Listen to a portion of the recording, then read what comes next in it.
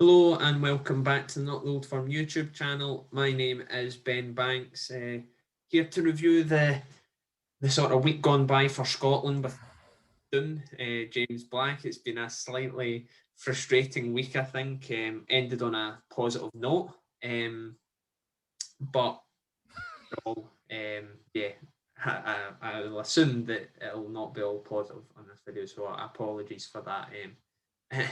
In advance. Started with a 2-2 draw against Austria, which on the face of it looked okay. Austria are probably a decent level team. They're the second seed in the group, probably better, I'd say, as a team unit than Scotland. But weren't amazing. Without being amazing, they looked on level with Scotland, so a draw was probably fair. It was the Israel game that I think got people's backs up. Steve Clarke's just don't know what it is about Scotland. They don't seem to be able to beat Israel in 90 minutes. 1-1 draw. Pretty disappointing first half. Better in the second, but still not enough. And that one's probably going to be looked as the 2 points drop game, as has been the norm with Scotland's qualification campaigns for World Cup since 1998. And then last night, Kieran Tierney inspiring Scotland to a 4-0 win over Faroe Islands. 3 assists from centre-back. He was the best defender, winger, midfielder, and striker, arguably. Maybe Che Adams takes the striker part, but inspiring performance for him after a pretty stodgy first half. It was only 1-0 at the break. It did look like it was maybe going to peter out and be a 1 or a 2-0 affair. Never looked like losing the game after John McGinn scored, but Craig Gordon was still required to make 3 or 4 very decent saves throughout the game. So 5 points out of 9. Don't say I didn't tell you so. I told you in the review last week that it'd be 5 points out of 9. But I think I said also at that time that whilst I thought it'd be 5 points out of 9, it really had to be 7 out of 9 for me. Campaign's over. Done. We can pretty much accept that we're not going to Qatar at the end of next year. And it's maybe a bit of a kind of doom and gloom position to take on it, but there's nothing for those 3 games that I've seen that you can sit back and go, well, you get a couple more results, things might go in your favour. Denmark scudded Austria last night. Denmark looks scary. Denmark, I know they've played. And Denmark aren't a particularly great side. They've won the 3 games 14-0. Yeah, I know, and that's the thing. And when no having that Nations League parachute to have the playoff spot for that and the reduced path through the playoffs, it's game over for World Cup qualifying already. It's going to be 2026 for the next chance we get now. That's the one in America, Canada, and Mexico? Yes, I believe. I don't know if you've seen the map for that. It looks pretty tasty. If there's and I might sound wild saying if there's fans back in 2026. I don't think you can be too sure, but America has definitely been slightly more relaxed over the piece with COVID-19, but that's a wee bit away. We'll focus on Qatar. I'm probably not as doom and gloom, but perhaps not as positive as some people. I think the draw against Austria is probably all right. I think you needed to win either of the Austria or the Israel game, more so probably the Austria game, if I'm being honest. I think you need to be winning all your home games. I know Israel is the 4th seed in the group, but Austria is probably going to be your main rival for that second spot. I think first is already gone. Denmark are 4 points ahead, and I can't see Scotland doing 4 points better than Denmark. Albeit, I mean, a couple of managers have noted that by the time you next play these games, you are in a different season. Things maybe change for different players, but I can't see it changing all that drastically that Scotland all of a sudden are going to be beating teams like Denmark. And when do we get to the point where we can talk about Steve Clarke? Not because it'll be well after the Euros before you bring. No, I get it'll be after the Euros, but and with the greatest respect, though, Clarke's involvement in getting us the Euros was what, 2 games? Well, he got the playoff games and such. I mean, Alex McLeish. I mean, we spoke about that at the time, didn't we? That he done the bulk of the work to get us here. Now, the qualifying for this summer's Euros has definitely put a bit of a sheen on what Steve Clarke's done as Scotland boss, because when you look at it, like, see if you take away the fact that Scotland have qualified for the Euros, see when you actually look at the results from game 1 till today, nobody can tell me that that's anywhere near good enough. I mean, there's nobody can sit and make an argument that from the day that Steve Clarke was appointed Scotland manager until where we're sitting right now, that there's been any kind of real improvement in how they play. There's not been any real pickup in results. There's not been, like, when you look at the squad, it's still, you can still very much tell that that's a squad that is no idea in terms of certain positions as to who his best player is or who his best option are. Right back, centre back, centre forward. I mean, those are 3 really important positions in the side. And can you tell me who Scotland's first choice centre backs are? It's very. I had a decent enough idea maybe in November time, but now, I mean, Declan Gallagher looked like a certain starter at the Euros. He didn't even kick a ball during this international break.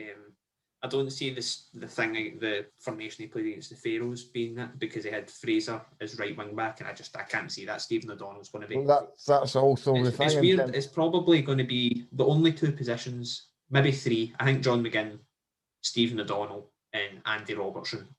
Maybe Trey Adams, on the basis of what he's done in the last 2 games, are probably the only ones you can say are guaranteed starters. Kieran Tierney, Scott McTominay, probably. So I'd probably say you've got half a team that they'll start. Where they'll start, I don't know, because Scott McTominay's played in a couple of different positions and Kieran Tierney can do the same.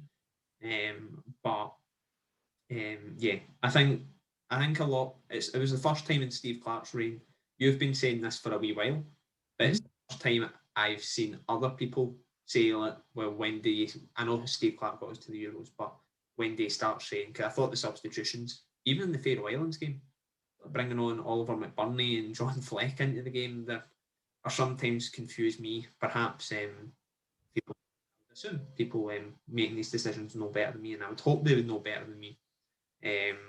But there was definitely, especially after the Israel game, there was a lot of unhappy people, and ending it, the Faroe Islands, it's a win. You can only beat what's in front of you. It was fairly comprehensive in the end, and it maybe could have been 5 or 6 by the time they knocked down the floodgates. But yeah, it should have been. That's what it should have been. It should have been against the Faroe Islands.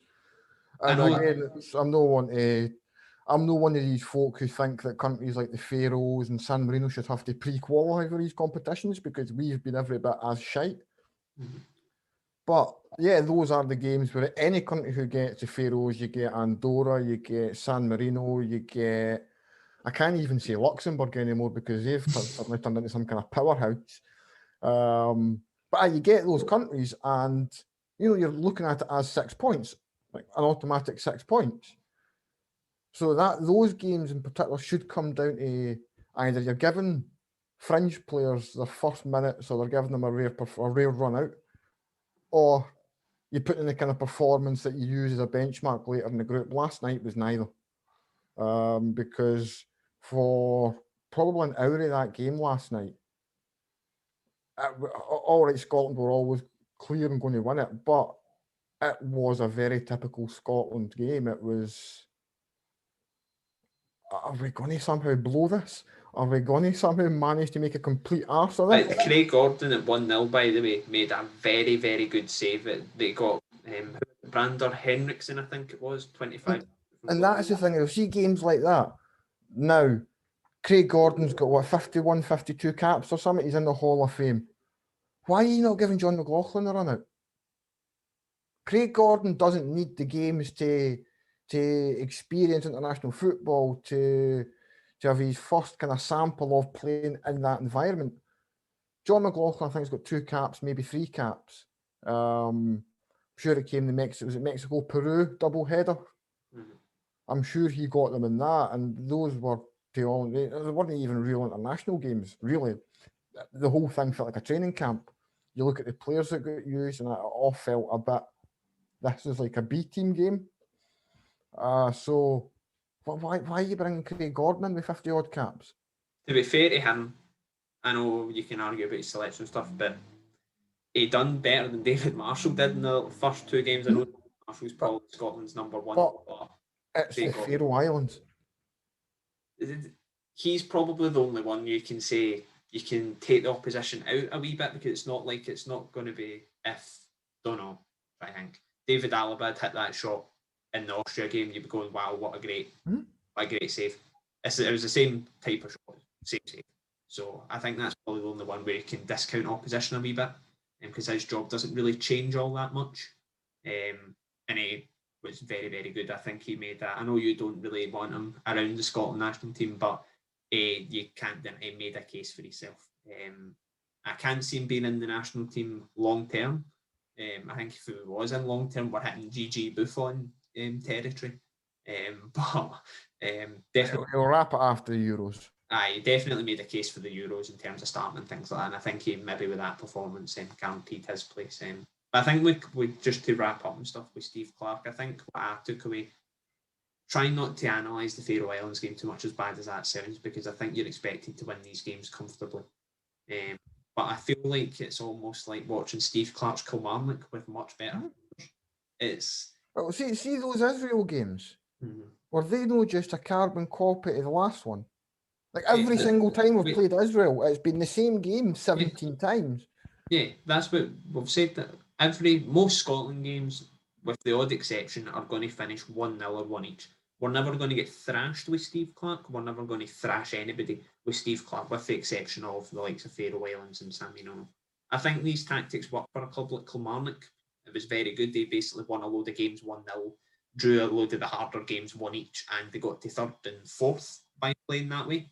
It doesn't work at international level. But it doesn't work at international level. It's some games like the Austria game, he could have went for it and could have perhaps taken the win. In the Israel game, they were absolutely battering Israel in the second half, and if they'd have kept Fraser and McGinn on, not Fraser, just McGinn, sorry, they maybe could have went on and won, but they took off the two most attacking players and played for the draw. And while that works for Kilmarnock if they're playing away at Pittodrie, it doesn't work when you're Scotland and you're playing away at Israel. And we've got the players for it, like McGinn, McTominay, Armstrong. They're strong. As we've said multiple times, this is the strongest Scotland squad we've seen for a long time. And it feels like we could perhaps just do a wee bit more. I think they've done a lot of good things, but they could also do a wee bit more. And I think that's the thing we take away from this. And I think into the next international break, if you're not including the Euros, I think it's Austria and Denmark away. If they win either of those games, then I think you maybe look back on this and just go, it was a blip or something. But they really do need to be. They've got, I think it's Moldova, Hamden. Yep. I think if you could have probably taken 5 points out of 9 from the next international break. But now I'm thinking you need to take really 7 out of 9 for that one. So, yeah, that's going to be a fairly difficult job, I think. Completely agree. Right. We'll leave it there then, and we'll be back to the domestic scene. This is probably going to be our last bit of Scotland stuff until the Euros is finally upon us, really. For many months to put it to the back of our minds and things like that. But looks like Ireland in a friendly, and if we can't beat Ireland given their recent results, oh dear. Netherlands as well, which will be a good test, I think, going into the Euros before the first competitive game against the Czech Republic. Hopefully Kudela is playing. No particular reason for that at all.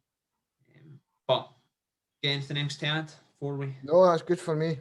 Right, well, back with domestic stuff in the next couple of weeks. Get a load of exclusive stuff on the way as well. One recorded with a former Kilmarnock manager who is in the Champions League. You might be confused by that. So do check that out when it drops on Easter Saturday. We'll have the Scottish Cup stuff as well on the channel over the weekend as the ties get played and I trek up to Formartine in Aberdeenshire, which will be a jolly occasion over Easter weekend, I'm sure. But that's all we've got time for on this. Do remember to like the video, subscribe to the channel, and until next time, take it easy.